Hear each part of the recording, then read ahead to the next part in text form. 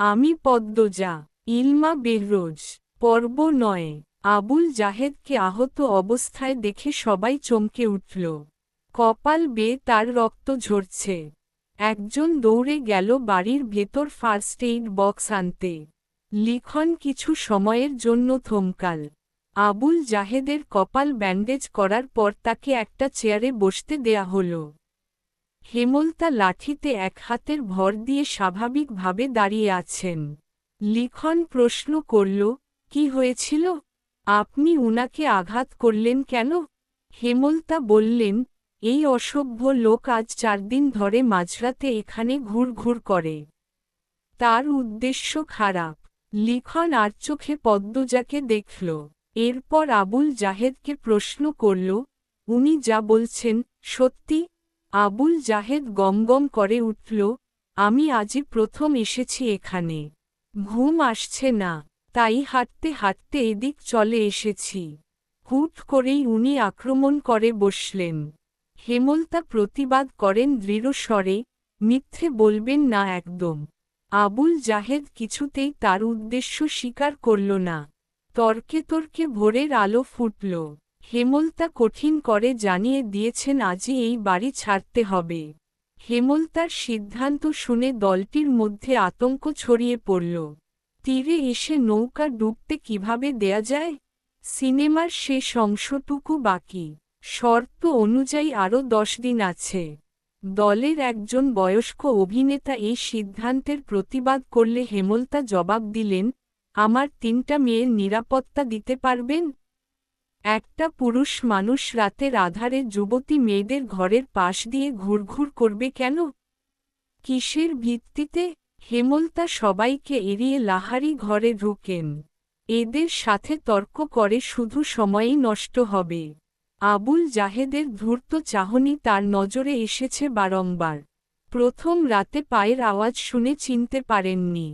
এরপর দিন, সন্দেহ তালিকায় থাকা 4-5 জনকে অনুসরণ করে তিনি নিশ্চিত হন, রাতে কে লাহারি ঘরের পাশে হেঁটেছিল। লাহারি ঘরের ডান পাশে তুষের স্তূপ। পলিথিন কাগজ দিয়ে ঢাকা। অসাবধান বশে আবুল জাহেদের কাদা মাখা জুতা তুষের স্তূপে পড়ে। ফলে জুতায় তুষ লেগে যায়। এরপর দিন হেমলতা বাড়ির বারান্দায় জুতাজোড়া দেখতে পান। তুষ বাড়ির আর কোথাও নেই। তিনি ব্যস্ত হয়ে তুষের স্তূপের কাছে এসে দেখেন, এক জোড়া জুতার চাপ।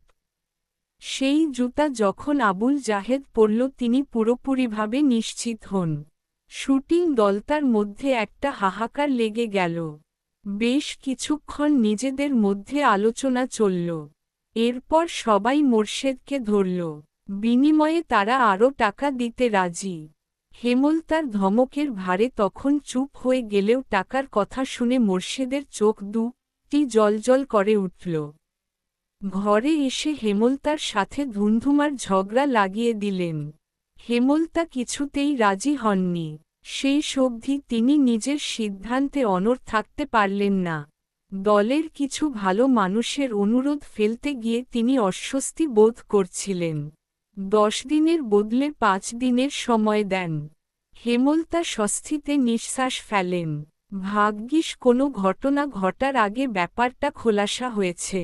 বেশ গরম পড়েছে আজ। মুন্নাকে পাশে নিয়ে পদ্মজা পাটিতে বসে আছে। মনোযোগ দিয়ে মুন্নাকে শিখাচ্ছে, কাকে কি ডাকতে হবে। আমায় ডাকবি বড় আপা, পূর্ণাকে ছোট আপা, আর প্রেমা তো তোর সমান, তাই প্রেমা ডাকবি। দুজন মিলেমিশে থাকবি, বুঝেছিস? হ, বুঝছি। আম্মাকে তুইও আম্মা ডাকবি। আমাদের আম্মা, আব্বা আজ থেকে তোরও আম্মা, আব্বা। বুঝছিস? মুন্না বিজ্ঞ স্বরে বলল, হ, বুঝছি। হেমলতা রান্না রেখে উঠে আসেন। মুন্নাকে বলেন, শুদ্ধ ভাষায় কথা বলবি। তোর পদ্ম আপা যেভাবে বলে। কইয়া মনে। পদ্মজা বলল, কইয়া মনে না। বল। আচ্ছা বলবো। মুন্না বাধ্যের মতো হেসে বলে, আচ্ছা, বলবো। হেমলতা হেসে চলে যান। পূর্ণা রুম থেকে মুন্নাকে ডাকল, মুন্নারে। হ, ছুডু আপা। পদ্মজা মুন্নার গালে আলতো করে থাপ্পড় দিয়ে বলল, বল, জি ছোট আপা। মুন্না পদ্মজার মতো করেই বলল, জি, ছোট আপা। পদ্মজা হাসল। পূর্ণা মৃদু হেসে বলল, তোর নাম পাল্টাতে হবে। আমি তোর নতুন নাম রেখেছি। কেরে? নাম পাল্টাইতাম কেরে? পদ্মজা কিছু বলার আগে মুন্না প্রশ্ন করল, আচ্ছা এই কথাটা কেমনে কইতাম? পদ্মজা হেসে কপাল চাপড়ে, এই ছেলে তো আঞ্চলিক ভাষায় বুঁদ হয়ে আছে। পূর্ণা বলল, তুই এখন আমাদের ভাই। আমাদের নামের সাথে মিলিয়ে তোর নাম রাখা উচিত। কি উচিত না? মুন্না দাঁত কেলিয়ে হেসে সায় দিল, হ, এজন্যই তোর নাম পাল্টাতে হবে। আজ থেকে তোর নাম প্রান্ত মরল। সবাইকে বলবি এটা। মনে থাকবে? হ, মনে রাহাম।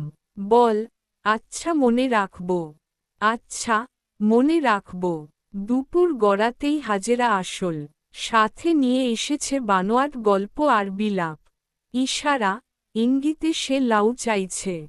মোর্শেদ গতকাল সব লাউ বাজারে তুলেছেন। গাছে আর একটা ছিল। ঘরে চিংড়ি মাছ আছে। প্রান্ত লাউ দিয়ে চিংড়ি খাবে বলে ইচ্ছে প্রকাশ করেছে। হেমলতা হাসিমুখে শেষ লাউটা নিয়ে এসেছেন। এখন আবার হাজেরারও চাই। কেউ কিছু চাইলে হাতে থাকা সত্ত্বেও হেমলতা ফিরিয়ে দেননি। আজও দিলেন না। তিনি হাজেরাকে হাসিমুখে লাউ দিলেন। হাজেরা সন্তুষ্টি প্রকাশ করে চলে গেল। পদ্মজা মায়ের দিকে অসহায় চোখে তাকায়। প্রান্ত এই বাড়িতে এসে প্রথম যা চাইল তাই পেল না। মনের উপর নেতিবাচক প্রভাব পড়বে না তো? হেমলতা পদ্মজার দৃষ্টি বুঝেও কিছু বললেন না। প্রান্তকে ডেকে কোলে বসান। ছেলেটাকে দেখতে বেশ লাগছে। দুপুরে তিনি গোসল করিয়েছেন। মনে হয়েছে কোনো ময়লার স্তূপ পরিষ্কার করা হচ্ছে। জন্মদাতার মৃত্যু প্রান্তের উপর বিন্দুমাত্র প্রভাব ফেলল না। এজন্য কেউই অবাক হয়নি। বাপ ছেলের শুধু রাতেই একসাথে থাকা হতো। অনেক রাত প্রান্ত একা থেকেছে। এইটুকু ছেলে কত রাত ভয় নিয়ে কাটিয়েছে। হেমলতা আদুরে কণ্ঠে বললেন, একটা গল্প শোনাই। শুনবি? হুনাও। পদ্মজা প্রান্তের ভাষার ভুল ধরিয়ে দিল, হুনাও না। বল, শোনাও আম্মা। প্রান্ত মাথা কাত করে। এরপর হেমলতাকে বলল, শোনাও আম্মা। আম্মা ডাকটা শুনে হেমলতা বুক বিশুদ্ধ ভাল্লাগায় ছেয়ে গেল। তিনি কণ্ঠে ভালোবাসা ঢেলে বললেন, আমাদের একদিন মরতে হবে জানিস তো? হ, জান্নাত, জাহান্নামের কথা কখনো কেউ বলেছে? প্রান্ত মাথা দুই পাশে নাড়াল। কেউ শোনায়নি। হেমলতা এমনটা সন্দেহ করেছিলেন। প্রান্ত এ সম্পর্কে জানে না।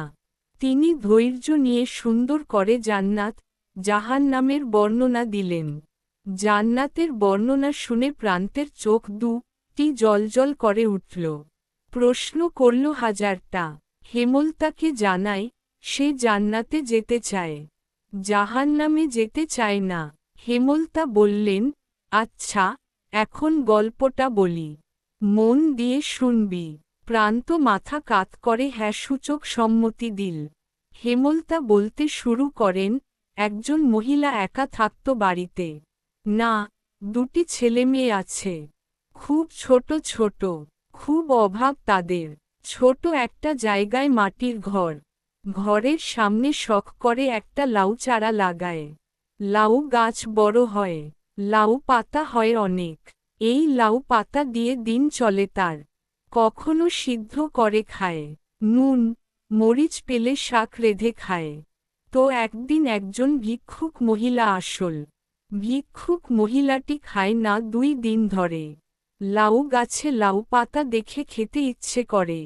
লাউ গাছের মালিক যে মহিলাটি, তাকে ভিক্ষুক বলে, লাউ পাতা দিতে। রেঁধে খাবে। খুব অনুনয় করে বলে। মহিলাটির মায়া হয়। ভিক্ষুক মহিলাকে কথা শোনাতে শোনাতে কয়েকটা লাউ পাতা ছিঁড়ে দেয়। তার কয়দিন পর লাউ গাছের মালিক যিনি, তিনি মারা গেলেন। গ্রামবাসী সহ মসজিদের ইমাম মিলে দাফন করেন। বুঝছিস তো প্রান্ত? হ। প্রান্ত মনোযোগ দিয়ে শুনছে। সে খুবই মনোযোগী শ্রোতা। হেমলতা বাকিটা শুরু করলেন। গ্রামের ইমাম একদিন স্বপ্ন দেখেন যে মহিলাটিকে তিনি দাফন করেছেন তার চারপাশে আগুন দাউদাউ করে জ্বলছে। কিন্তু তার গায়ে আঁচ অবধি লাগছে না। মহিলাটিকে ঘিরে রেখেছে লাউ পাতা, যার কারণে আগুন ছুঁতে পারছে না। তিনি একজন ভিক্ষুককে নিজের একবেলা খাবারের লাউ পাতা দান করেছিলেন। সেই লাউ পাতা তাকে কবরের শাস্তি থেকে বাঁচাচ্ছে। জাহান্নাম থেকে বাঁচতে আমাদের অনেক ইবাদত করা উচিত। তার মধ্যে একটি হল দান। সামর্থ্য অনুযায়ী দান করা উচিত। কাউকে ফিরিয়ে দেয়া উচিত না। বোঝা গেছে? হ, বুঝছি।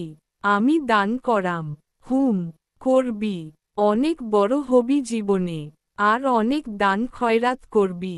আচ্ছা, প্রান্ত এখন যদি কোনো অভাবী এসে বলে, তোর লাউটা দিতে, তুই কি করবি? প্রান্ত গম্ভীর হয়ে ভাবে। এরপর বলল, দিয়াম। একটু আগে একজন মহিলা আসছিল না? দেখেছিস তো? হ, দেখছি। সে খুব গরিব। বাড়িতে বাচ্চা আছে ছোট। এসে বলল, লাউ দিতে। তাই তোর লাউটা দিয়ে দিয়েছি। এজন্য কি এখন তোর মন খারাপ হবে? লাউডা তুমি দিস, তাইলে তোমারে আগুন থাইকা বাঁচাইব। লাউটা আমি দিলেও তোর জন্য ছিল। তুই এখন খুশি মনে মেনে নিলে লাউটা তোকে আগুন থেকে বাঁচাবে। হেমলতার কথায় প্রান্ত খুশি হয় খুব। পরপরই মুখ গম্ভীর করে প্রশ্ন করল, একটা লাউ কেমনে বাঁচাইব আমারে? প্রান্তর নিষ্পাপ কণ্ঠে প্রশ্নটা শুনে হেমলতা, পদ্মজা, পূর্ণা হেসে উঠল। পদ্মজা বলল, কয়টা পাতা অনেকগুলো হয়ে মহিলাটাকে বাঁচিয়েছিল, তেমন একটা লাউ অনেকগুলো হয়ে তোকে বাঁচাবে। একক উদ্ধৃতি চিহ্ন। প্রান্ত একটার পর একটা প্রশ্ন করেই যাচ্ছে। হেমলতা হেসে হেসে তার উত্তর দিচ্ছেন।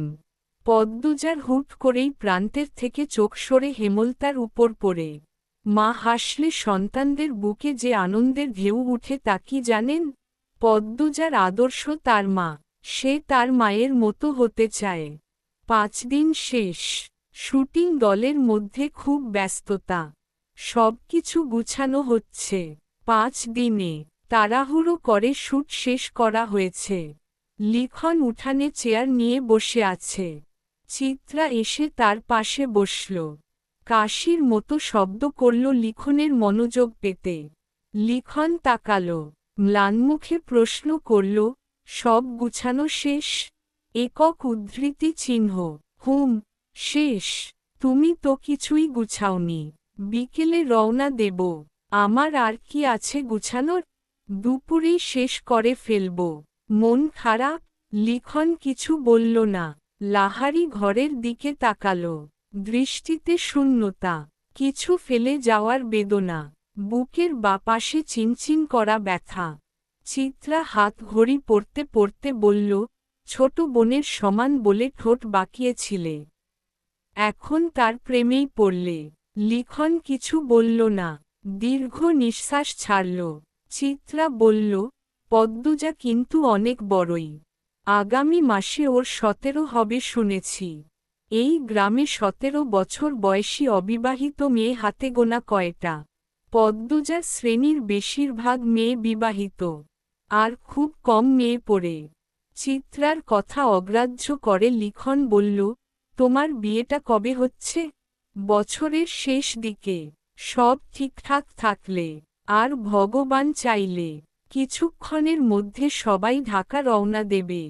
হেমলতা, মোর্শেদ বিদায় দিতে এসেছেন। দলতার 3-4 জনের চরিত্রে সমস্যা থাকলেও বাকিরা খুব ভালো। হেমলতার সাথে মিশেছে খুব।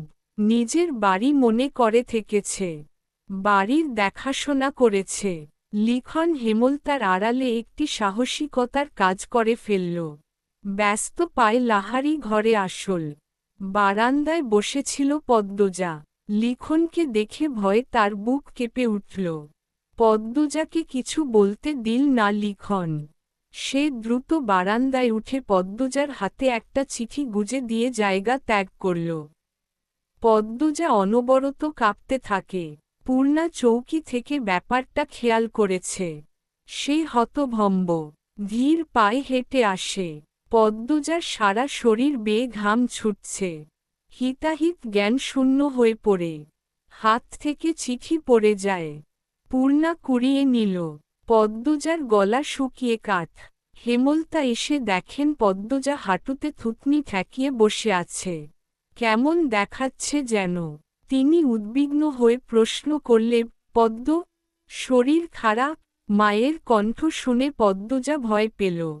বাতাসে অস্বস্তি, নিঃশ্বাসে অস্বস্তি। চোখ দুটি স্থির রাখা যাচ্ছে না। নিঃশ্বাস এলোমেলো। পূর্ণা পরিস্থিতি সামলাতে বলল, আম্মা, আপার মাথা ব্যথা। হুট করে এমন মাথা ব্যথা উঠল কেন? পদ্মরে খুব ব্যথা? পদ্মজা অসহায় চোখে পূর্ণার দিকে তাকাল। আকস্মিক ঘটনায় সে ভেঙে পড়েছে। ডান হাত অনবরত কাঁপছে। হেমলতা তীক্ষ্ণ চোখে মেয়েকে দেখেন। কঠিন স্বরে প্রশ্ন করেন, কি লুকোচ্ছিস দুজন? কেউ এসেছিল? মায়ের প্রশ্নে পদ্মজার চেয়ে পূর্ণা বেশি ভয় পেল। হাতের চিঠিটা আরও শক্ত করে চেপে ধরল। কি লিখা আছে না পড়ে, এই চিঠি হাতছাড়া করবে না।